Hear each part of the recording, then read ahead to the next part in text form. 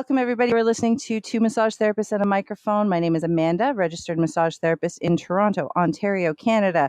And today we're talking to another repeat guest. We're talking to our friend Rebecca from Utah, and she has been on the podcast before.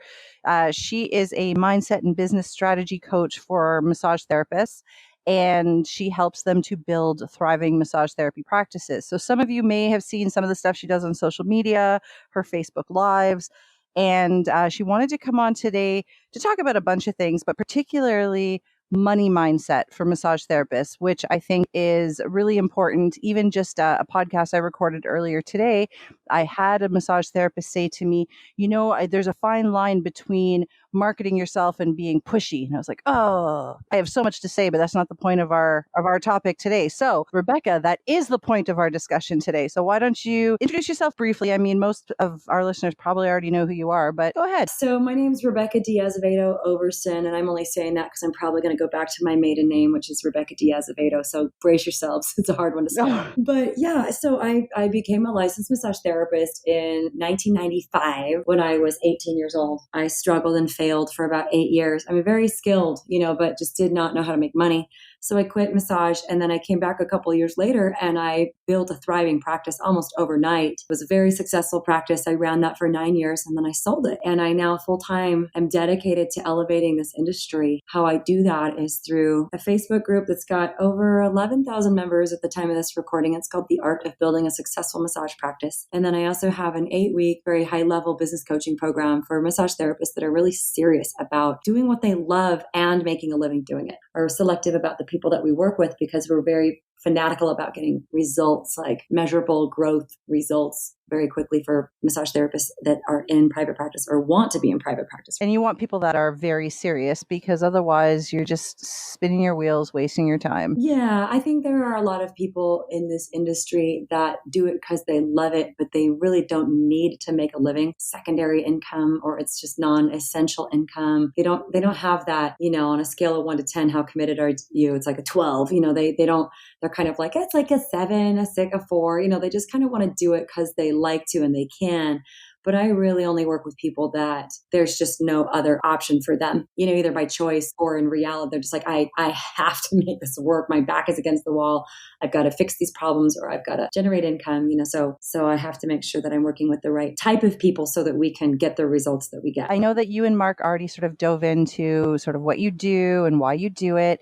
But today specifically, you wanted to talk about this idea of money mindset. Ultimately, as I have spoken with literally hundreds of massage therapists, not only just online, but applications that we go through for my program and these calls that we offer for clarity and purpose and all that, it's become really, really clear to me that there is a problem in this industry, which is that we have a lot of very heart-centered, giving, spiritual-minded people. That's what this industry tends to attract. And we also have a lot of people that are barely making a living. Really what my outcome, I think, would be for today is to get people to think a little bit differently about maybe some of the things they haven't thought to think of when it comes to succeeding as a massage therapist. Succeeding in business for yourself is measured by money. I mean, like a successful business is measured by its financial health. I saw actually one of the other business coaches, I want to say it was Scott Lindquist, but I can't remember. One of them made a joke about, it's all well and good when you get into a profession like this, that you get into it for these reasons of, I want to help people. I want to,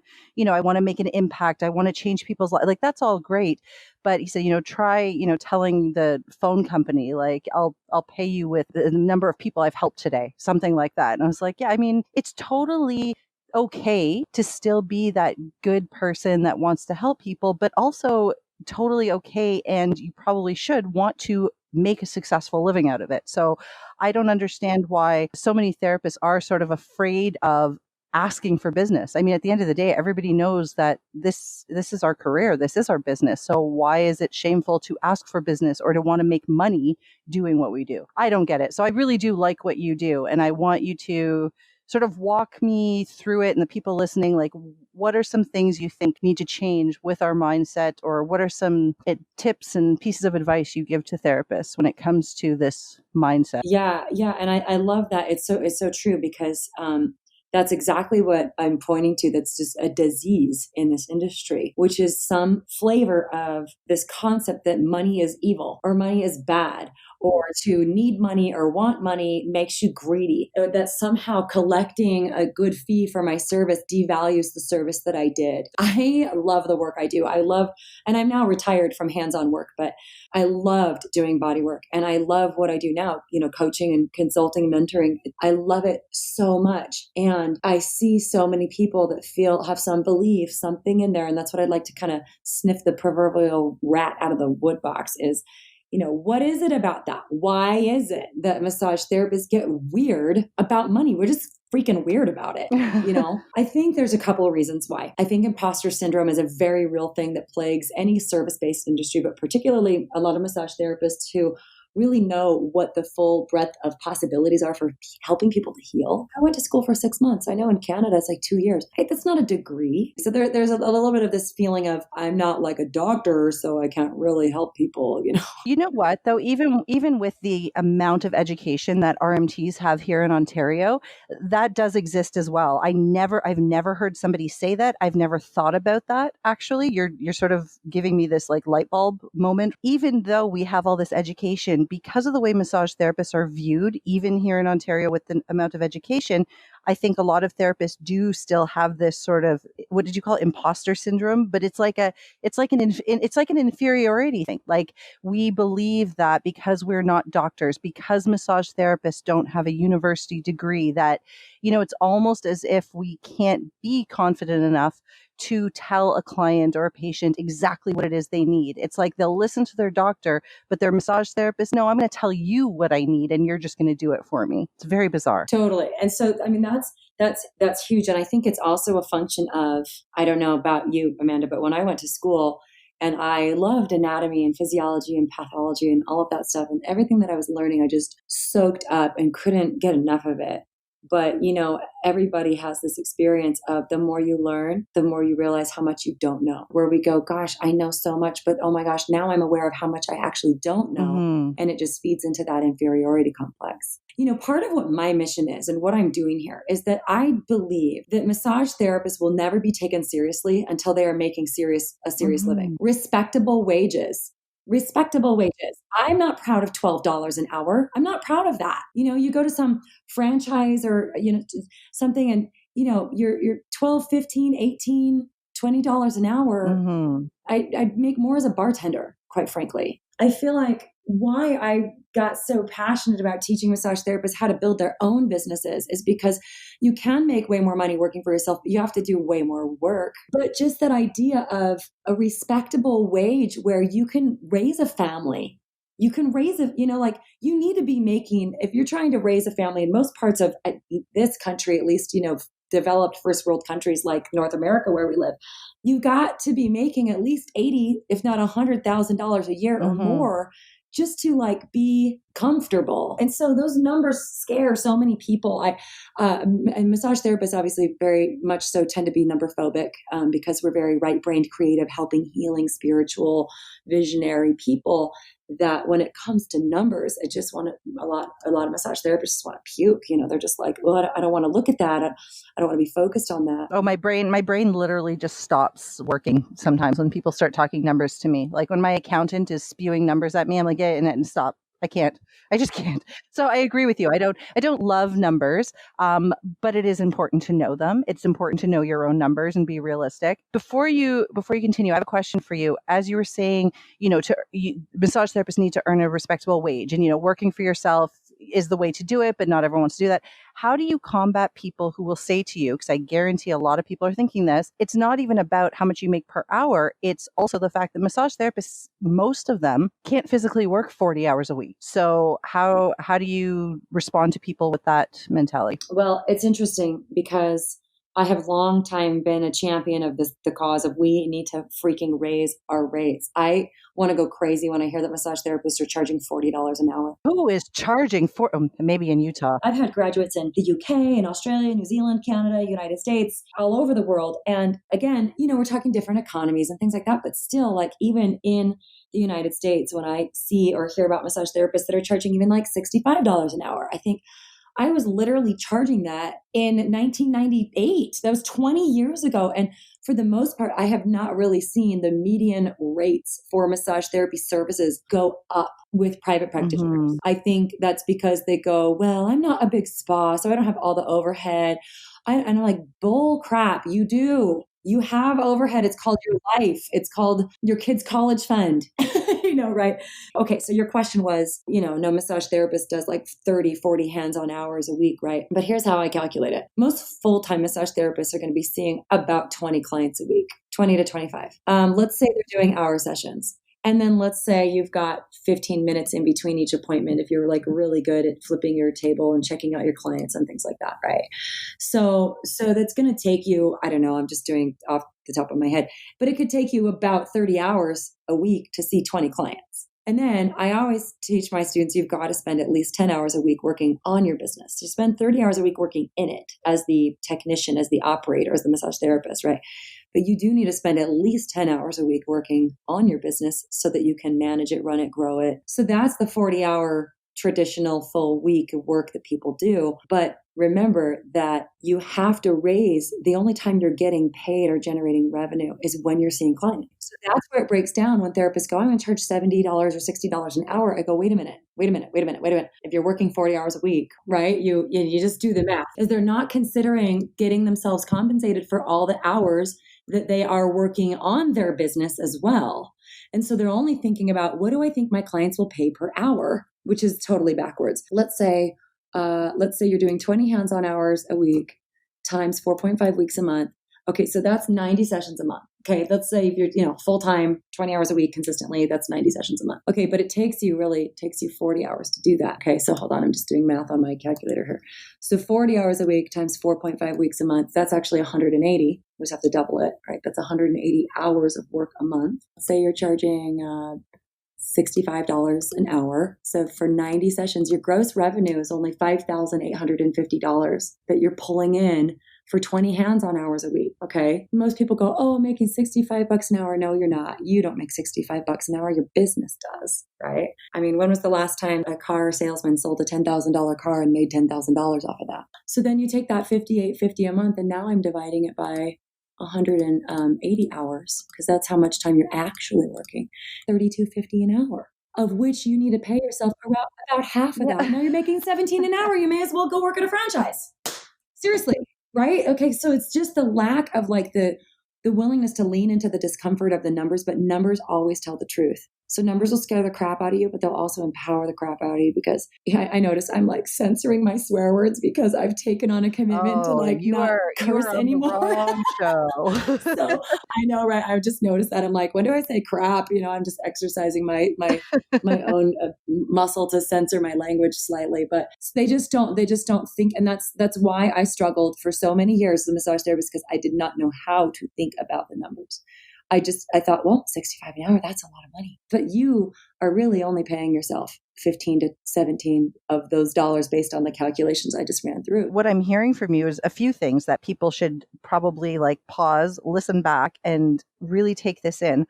One, you need to make the plan where, as you said, if you're going to be doing 20 hands-on hours a week, you need to make sure you're factoring in time to put in at a minimum, as you said, 10 hours a week where you're working on your business, because those 20 hours a week will not stay consistent if you're not putting the time and effort in to grow the business. And that I mean, you're being even conservative by saying 10 hours. It probably is going to take more, but let's say at a minimum 10 hours a week.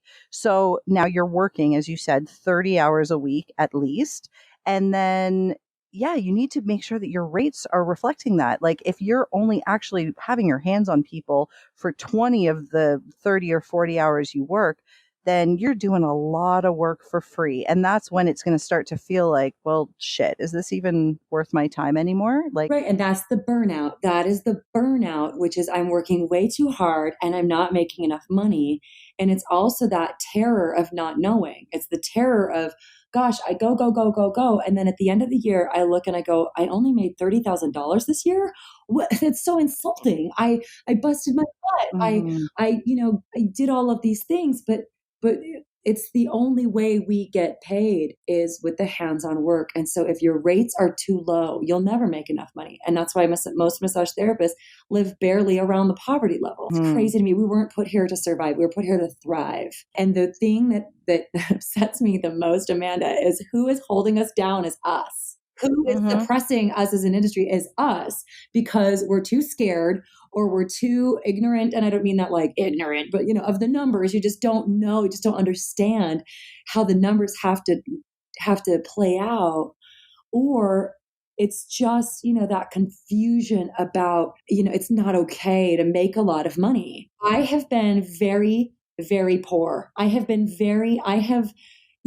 literally had 2 children in diapers living off of dehydrated food storage food. Okay. Like I have lived in hard times, and I've also had amazing abundance. And I far prefer the wealthy version of myself to the poor version of myself.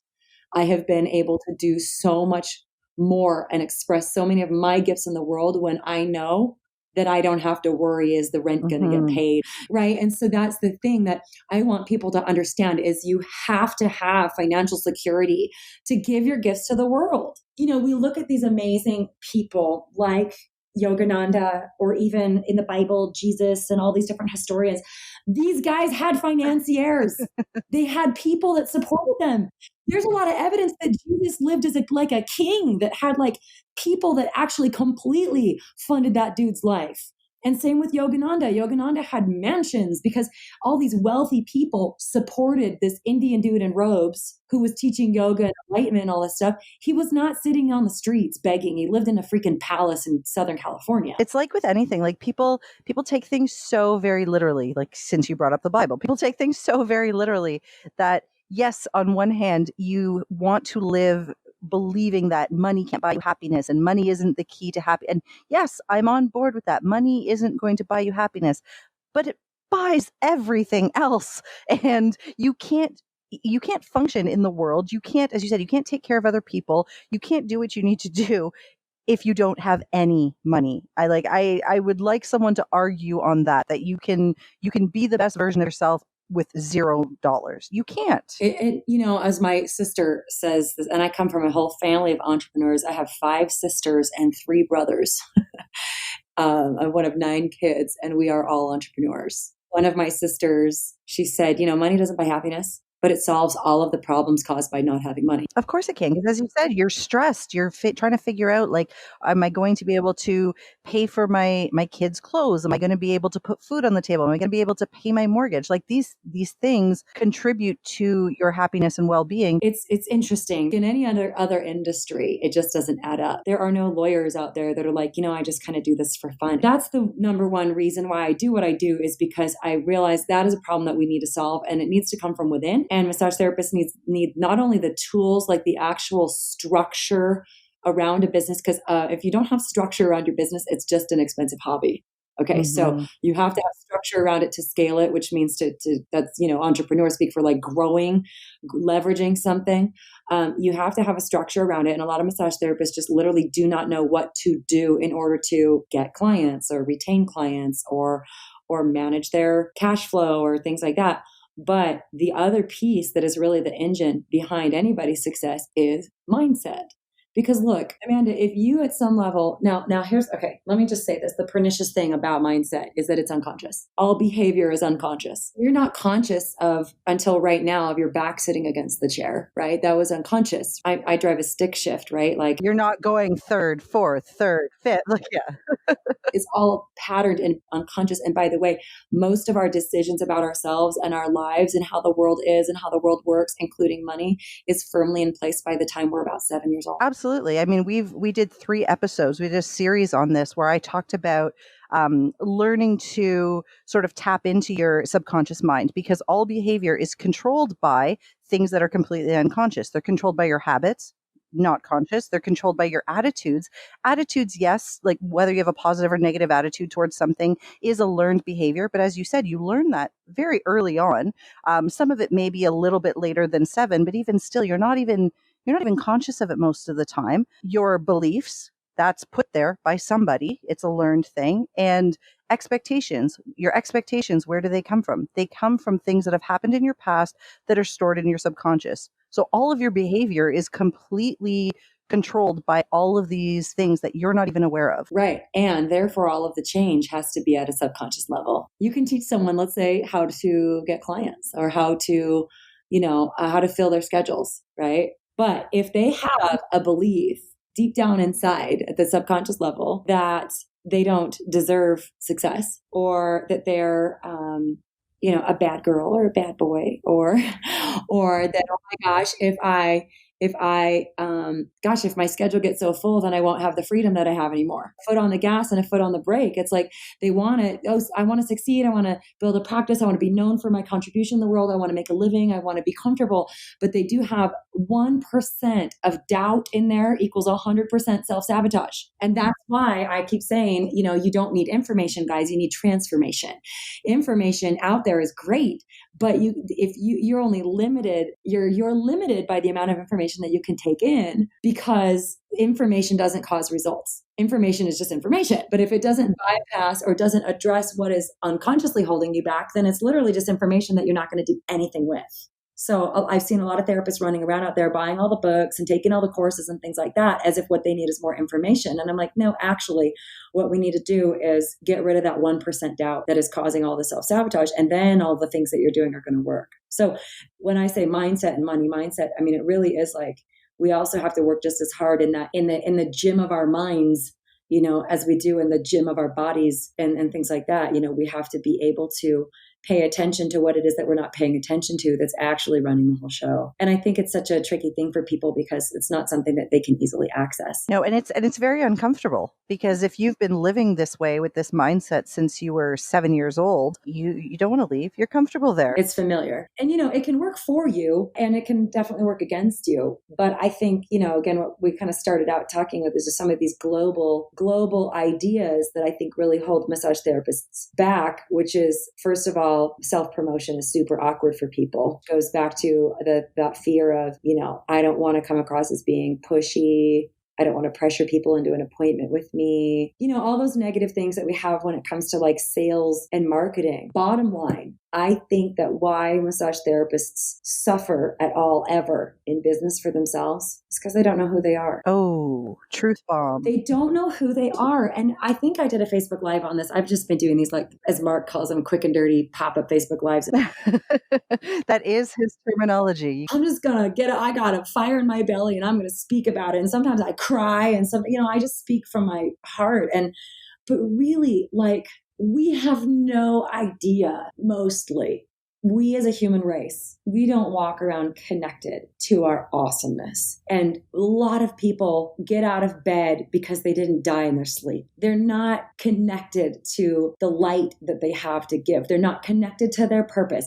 They're not connected to any other possibility for living that's beyond survival and collecting a paycheck. Therefore, they're just floating along, or they don't set goals because they're so afraid of failing at something that's important to them that they don't even want to try. They don't want to really go for it. And I'm telling you, if there's anything that I've learned in my 42 years on this planet, it's that you are not doing the world any favors by dimming your light and by pretending that you're not good enough or you don't have the skills or I'm just a massage therapist. Like, when I got connected to who I am and what I am here for, and I got way more interested in fulfilling the mission that I was on than all of those stupid, petty fears of what are people going to think of me? Are people going to think I'm pushy? Oh, what if I'm too bold? What if I offend people? What if I said, I was like, you know what? And you know what it was, Amanda? One day I realized, Rebecca, your days are numbered. And I don't know when it's going to be my last day on this planet. But like Eminem, one opportunity to seize everything I've ever wanted in one moment. Are you going to capture it? Are you going to let it slip? And my depression went away. My money issues went away. I got out of an abusive relationship I had been in. I was just like, you know what? Fuck this. I'm on fire. Let's do this. I'm going to go light the world up. And my corner of the world is massage therapist. And that's what I'm doing. That's what I'm here for. Right? So that's what I try to model to people in this industry. It's not like, ooh, Rebecca's awesome and she's this cool following, this really successful program. No, it's about who are you? And what are you doing? And how can I help you express your gifts in the world? Because that's what the world needs, is people that are on fire, not people that are just here to take up space, but people that are here to light up the world, you know? There's so many things that you said, but I just wanted to let you go and let you do it.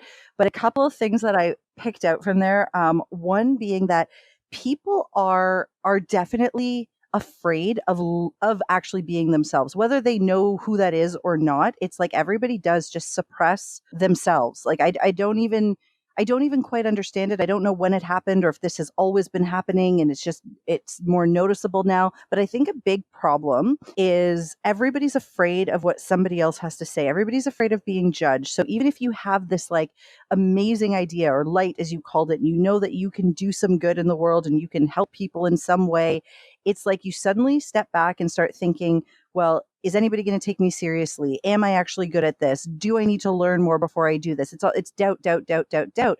And I don't know if those doubts have been learned or if it's a function of the fact that everybody these days seems to be waiting for somebody to fuck up so they can jump on you and judge you and say mean things about you. It's like the world is just full of bullies these days and it makes people afraid. Yeah, it's all of that. It's a fear of being seen, because the more visible you are, the more vulnerable you are to attack. And we see that in the media. We definitely see that on social media. You know, we see anybody that dares to stick their neck out is risking getting their ass kicked. Anybody, and look, even in historical terms, you look at anybody that stood for something and stood for it in a big way was basically murdered. Mahatma Gandhi. Look at, these people that stand up and stand for a change and stand up and are really unafraid of shining their light in the world. They all have to realize that this could get them killed. This is on a much smaller scale, obviously, but for example, even since doing this podcast, when we first started it, I was definitely a lot more reserved in my opinions and what I had to say, because I know that, well, for one thing, as a massage therapist, you're always taught not to speak about religion or politics. Don't be too controversial, but that's with your clients. When doing the podcast, it was like, okay, now I kind of have this platform where I can just speak freely and be me. And still, I wasn't. I was sort of like, okay, I don't want to offend people. There was even one episode we recorded where right afterwards I said to Mark, ooh, like maybe take that piece out. I feel like that's going to piss people off. And I mean, Mark's shaking his head at me right now. He's in the room because he is not that person. Mark is the guy that's just going to be him no matter who that pisses off or who that offends. I mean, that's probably the first thing that attracted me to him, was like, this guy just does, like, legit doesn't give a fuck. Everybody says I don't give a fuck, but they do. But he really doesn't. And I wasn't like that. I wasn't as open as him. And it wasn't until more recent episodes when I started just kind of giving my thoughts and views on things. And I'll be honest with you, there's some people who don't agree with me. There's some people who have not shown me as much love, but it's such a freeing feeling to be like, you know what? This is what I think, though. This is how I feel, and why should I suppress that to not offend you? I mean, there's a time and place. I mean, there's a such thing as tact. Don't be an asshole. But I feel like I posted a comment. Somebody gave us a negative review and said, one, we were too vulgar. True. And I just responded back and said, you know what? That is okay. That is okay that you're not a fan. You're just not our people. And that is okay, because I think that if you appeal to the entire world, and if you're trying to appeal to the entire world, you come off as not being genuine, and you're likely full of shit. And I don't want to be full of shit. Yep. Totally. But it is scary to be vulnerable. I didn't finish it. I fell asleep, but I was watching Brene Brown on Netflix and talking about just being vulnerable. And I was thinking about, like, what a freeing feeling that would be if everybody could just actually be truthful all the time and just say what they meant and do what they feel. And it would be a very different world that we live in. I have a 2.5-year-old daughter, and she's completely like, I want ice cream. Mommy, hold me. Mom, I have a poopy diaper. Like, she just, like, the world is what it is. And she doesn't have that filter of caring about what other people think. And I think that it really is hard for massage therapists, because number one, and a lot of people have now, I'm hoping to hit critical mass here. I have this webinar called 5 Shifts for Creating a Successful Massage Practice, even if you're surrounded by competition, and people can get access to it through my Facebook group. But one of the things that I constantly teach is why it's so important that you have a niche, or niche, as our Canadian friends say. Yes. Is because You can't be everything to everyone. Number one deadly mistake massage therapists are making out there is trying to help everyone with a pulse. You have to know who your people are. You guys know I am also a headlining piano entertainer. I have been for a decade. I do all request dueling piano shows at a local piano bar here in Salt Lake City. I've also been known to hijack stages anywhere I go when I travel. so, Love it. it's like that's a different environment, right? It's dueling pianos can be very like crass and like raucous and crazy, and we make all kinds of dirty jokes and things like that. It's just kind of part of the shtick. When the bar will get like a review of like the piano players were very offensive, and it's like, yeah, you probably shouldn't come into this bar if you're easily offended. Like this is the nature of the show is we make fun of people. It's a really good time. We'll get some bachelorette up on the stage and make her shake her ass, like it's what we do. And this is not a jazz lounge and this is not prim and proper, right? So I call it staying in your own lane as massage therapists. That's why it's so important that we know. That's why I said I think up to all these problems because we don't know who we are on this planet, A, and B, we don't know who we are in the industry. We don't know what we offer that's different from what the next person offers. Or even if we know, I'm sorry to cut you off because this has been a theme that's been coming up lately, and Mark and I have briefly talked about it on a couple of the last 2 recordings where we said we want to record an episode about massage bullies. Like there are so many therapists and there's all of these Facebook groups and people go on and they will post something that they're excited about, a course they took or some new modality or a course they're teaching or, hey guys, look at this research I found. And people jump all over them. It's like suddenly if you don't have beliefs that are in line with another practitioner's, they're completely wrong and everything they say now should be discredited. And I just really dislike that about our industry. Like let people be who they are. They will attract their people. You stay in your fucking lane, be who you are, attract your people, and stop fighting with each other because it's not getting anybody anywhere. We're not helping our profession in any way by screaming at each other. No, it's so true. So that's, that piece of that fear of sticking your neck out and really it's a fear of being seen, because then once you're seen, then you have to be responsible for who you are and what you're putting out there. And believe me, for a long time, there are a lot, gosh, I shouldn't even say this because now a bunch of people are going to go try and find me on YouTube. I was afraid to step up as this mindset coach and this business coach and doing what I do because I thought, you know what? People might find my footage. Now I do some really filthy, nasty, dirty gangster rap at the piano, which is kind of hilarious for those that appreciate that and see that. But to see this skinny white chick at a piano doing like Chris Brown and like Busta Rhymes and it's like you have no idea, by the way. The minute I get home, I am looking up your YouTube. Really, but there was this part of me that thought, oh my gosh, I could get so much criticism for that. People could call me racist. People could call me a misogynistic, just think I'm a person of lesser moral character because I get a little filthy on stage. Well, again, that's my job. Like, those are not my opinions. I'm literally quoting lyrics that I've just memorized. I have no idea what half of the stuff even means, right? But I really, truly, that held me back for a long time because I thought, well, gosh, what if these people see me on stage and it's a total different persona that comes out? And I'm like this super chill, healing, mellow person in like my real life, but it was that fear of people criticizing me. And finally I was just like, no, this is who I am. This is all of me. That's just not who I am. It's what I do. It's some of the things that I do. But I think it just, again, goes back to knowing at a core level, being secure in yourself, because anything that haters come out and say about you only hurts you if it is what you actually believe about you. And I've been blessed, to do so much of my own inner work. I swear this is like the top priority and has been for 20 years is doing my own inner work that I know that really nobody can hurt me. Like they can say whatever they say. And if it hurts, it's because I'm the one that's believing it already. So that just is a radar, like a little beacon for me to go, hey, Rebecca, there's some lie you're still believing about yourself. When a graduate or a student or a critic comes out and says you this and that, if it hurts me, it's because that is already what I'm thinking. And they're just being that mirror for me. I love that. And that's exactly what I think you just put it more eloquently than I do, but exactly what I try to teach people is that people are going to disagree with you. People are going to judge you. People are going to say things about you, but you have the choice how to react. You have the choice whether it is going to affect you and dull your light, or if you're just going to say, okay, you're not in line with me. And that's That's okay. That's okay. Actually, let me bring a little bit more rigor to what you said. We don't choose how we react. That is completely unconscious. So, but an awareness to go, wow, that really triggered some anger in me. So the reaction is not a choice. It is programmed and it's unconscious, but you always are at cause in how you respond. You can stay stuck in that.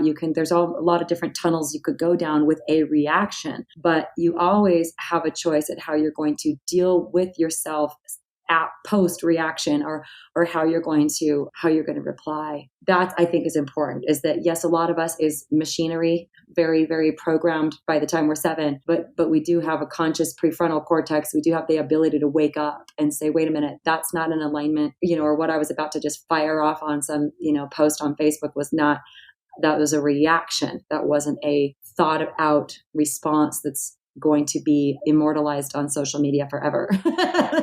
So I think that's important. And again, I want to kind of keep coming this back. We could go all over the place, but I want to keep bringing this back to what does it have to do with money? Money and massage therapist is, again, we're talking about knowing who you are and what your purpose is. And that could be on a level of, what your purpose is in your family, or what your purpose is. Maybe you have children or something, or maybe what your purpose is in your massage business, your massage practice. But there is that very meta purpose of what are you doing on this planet, which I think is a really important ontological question for people, or existential question rather, for people to answer, is really, who are you and what are you doing here?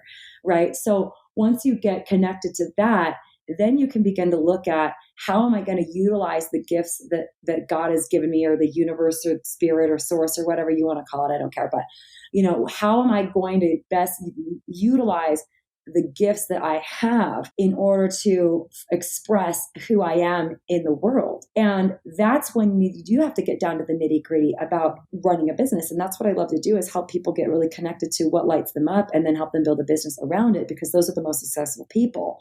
Are the people saying that's what solves the whole greed and pressure and all stuff issue is, look, if you're passionate about something, you're passionate about it. Nobody can tell you that it's not important to help people that are recovering from foot, knee, and ankle surgeries to really heal faster. That's and when I built my prenatal massage practice, it was because I don't know why, it just mattered to me how women were treated in pregnancy and birth. After having 2 home births at the time, I've had 3 home births now, but 2 home births at the time that were so empowering and so different than what my friends had told me they had in the hospitals around here, that I was just it just really matters to me how women give birth. And I just got really passionate about it. And I wanted to empower pregnant women. And I thought, well, shit, I got tools as a massage therapist, may as well use those. And so I built a business around this mission that I was on, to empower pregnant women. And it wasn't about, hey, there's a need in the market for a prenatal massage practice. It was no, I love pregnant women, but pregnancy and birth is amazing. I want to spread that mission. And my business became a platform for education of my purpose. And I would like people to think about that for a minute, because I think where we get stuck is when we are thinking about money and we're pretending we're not. You're struggling and you're I got to get clients in, but I can't make it look like I'm greedy or desperate, but really I am, Well, and again, then it's not coming from a real place, and people read bullshit. So like you said, might as well just put the cards on the table. You need money? Fine. So do we. We all need money. Don't pretend that you don't. And I think that is that is part of this new age, altruistic, helpy helperton crap that goes on in our industry, which is, again, this idea that money is not, it's not okay to want money. And I want to tell everyone it is actually perfectly fine to want money, and money is awesome. You can do so many good things in the world with money, and you can live the kind of life that you want to live when you have the resources to do it. And there is no nobility in suffering. Again, unless that's your religion, in which case, go sit on a mountaintop, shave your head, wear the robes, take the poverty vows. That's cool. I have no problem with that. There's a lesson in that. But for me, as a single woman living in North America, who is the sole head of household for my 3 children, I'm very passionate about living the life I want to live and helping other people to do the same. Right. So again, I think that that's important for people to understand, is that it's actually the lack of money that makes you greedy and makes you weird with people. But once you actually have a system in place where you can thrive and you have your needs met and you're dealing with your numbers across the board, then you do actually have control in your life. You can thrive. That's a lot to take in, but I think you can correct me if I'm wrong. What I'm taking away from this is, in order to change our money mindset, in order to tap into something that is, as you said, completely unconscious, we need to start with, you need to know who you are. You need to find your purpose on this planet, and then use your passion and your gifts to eventually become successful and make money. And pretending that you don't need money is only going to make you appear desperate and greedy, which then cycles to less money. Exactly. And keeps you stuck. And I know we don't have the time, but like, there's that part of me too, is that I'm very much like on the ground. Let's create some shifts. Let's create some, breakthroughs. And I want to acknowledge, we've talked a lot about money mindset and some different things to consider. And that doesn't get you freedom from it. You still have to do the work. And there are so many tools. There are so many, the work of Byron Katie is one of my very, very favorite tools. I teach it to introduce it to all of my students. It's an amazing thing. The law of attraction, just deliberate creation. One of my favorite books is The Power of Your Subconscious Mind by Joseph Murphy. The 5-Second Rule by Mel Robbins. Loving What Is by Byron Katie. You Are a Badass by Jen Sincero, and You're a Badass at Making Money. I mean, any of these like books that really, like the law of attraction and these prosperity books are really actually about understanding that you create your reality. And if you are struggling, you created that at some level unconsciously. And that's good to know, because you can uncreate it. And it takes dedication and persistence, but it is possible, it's absolutely possible to build something that you love, make a living doing what you love, make a difference while you're making a living. And that's, I think, the most important thing that I want people to walk away from this with is that you do have the power to create whatever kind of life that you want. And once you get the information, you just got to know what you want. Yeah, you have to know what you want. And then you got to go do everything you can to get the tools that will get you there. Because just knowing it doesn't equal it. You've got to cross that bridge. You've got to move to that next dimension of abundance and knowing that there truly is enough out there for everybody. There's no competition. This universe is totally abundant. And I just want massage therapists to have that, because, as a crew, we're just such an amazing body of people that just really do want to give and really do want to help. And it's those barriers, the confusion about numbers and money and things like that, that really do prevent us from giving our gifts. So that's really my intention, is that people can get a little bit more, get permission to shine and give their gifts to the world and do the work that they need to do to free themselves up. Awesome. I love all of it. For anybody listening, because you said you're going to be doing some new stuff. How do people find you? Give us a link to some of your stuff. Yeah. So I do have a Facebook page that's just Rebecca Overson. Maybe it's called Rebecca Overson Coaching, but I think if you just look for Rebecca Overson, you'll find my page. You can like my page. But the best way to connect with me is through my Facebook group. It's called The Art of Building a Successful Massage Practice. And it's got my picture on it, little, so you can recognize me that way. But, and then my website is rockyourmassagepractice.com. And I have all the offerings and things that I do there. And I will soon be launching a YouTube channel. I have over 2 years of Facebook Lives in that group that I'm about to, my team is editing. We're going to do closed captioning. We're going to provide transcripts. Like, I just want to get all that. I just want to flood the earth with, the things that I've been sharing privately in my Facebook group, and just help as many people as I can in that way, so I'm very excited about that. So stay tuned for that. Rebecca's YouTube channel being launched. Love it. Well, and I think my favorite thing that we talked about today before we wrap up is the fact that whatever it is that you're passionate about, like you said, nobody can tell you that it's not important, or nobody can tell you that there's no meaning in it. If that's what's important to you, then go for it. Like, I think it's fear that stops people from doing that. You look at, well, okay, can I really make money only, working with pregnant women? Is there really a big market for that? And then you start looking at all the facts and blah, blah, blah. Stop it. If that's what's important to you, absolutely you can make money doing that. And if you are full force into it and everything you do is working toward that goal, then you're going to start attracting the people who see that you're really passionate about what you do. And I 100% believe that works. You just have to find what you're really passionate about, what you're really good at. And obviously, as you said, you still have to do the work.